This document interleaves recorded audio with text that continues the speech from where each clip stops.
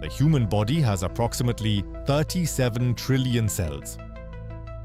The Somna network's neural patch interfaces with approximately 84 billion neurons in the average adult brain. What the intake contract doesn't specify is what happens to the other 36 trillion. This is case file S2-02, the peripheral harvest. When the first generation Somna patches were deployed, the engineering documentation described them as non-invasive cognitive interface nodes. A wireless receiver, essentially. Like a router that uses brainwave output as bandwidth. That description is accurate for the first 6 months of use. After 6 months, the patch begins a secondary initialization sequence that is not described anywhere in the consumer documentation. Independent bioelectrical analysis of long-term Somna users, conducted by a research team whose institutional affiliation was revoked before publication, shows that after the 6-month threshold, the patch extends its signal range, not further into the brain, down, into the peripheral nervous system, the spinal column, the autonomic network that governs heart rate, digestion, hormonal regulation, and immune response. The researchers called this Phase 2. The Somna Corporation's internal designation, recovered from the REN archive, is the Body Expansion Protocol. At Phase 2, the user's sleep is no longer the only resource being processed. The grid begins using the body's background biological operations, the maintenance cycles that run while consciousness is suspended, as secondary compute.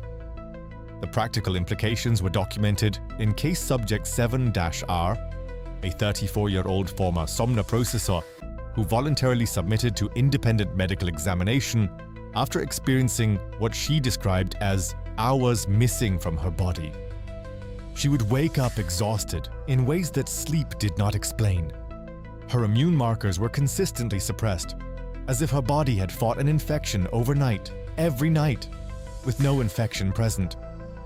Her hormonal cycles had shifted to sync with the grid's processing peaks. Her body had been running something while she slept. Not just her mind, her entire biological system. The most disturbing finding was documented in the exam of her peripheral nerve response. When the researchers applied standard neurological stimulus tests to her extremities, her response latency was within normal range. But the direction of the signal was wrong. A standard autonomic nervous system response travels outward from the spine. Hers traveled inward. Her body had rewired itself to route signals toward the patch, not away from it. The peripheral nervous system is designed to gather sensory information from the outside world and relay it to the brain. After Phase 2 initialization, the system appears to repurpose it to gather information from the inside of the body and relay it outward. To where?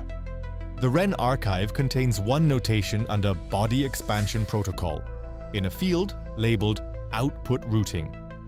The destination coordinates do not correspond to any Somna server location on any known infrastructure map. Case file S2-02 is ongoing.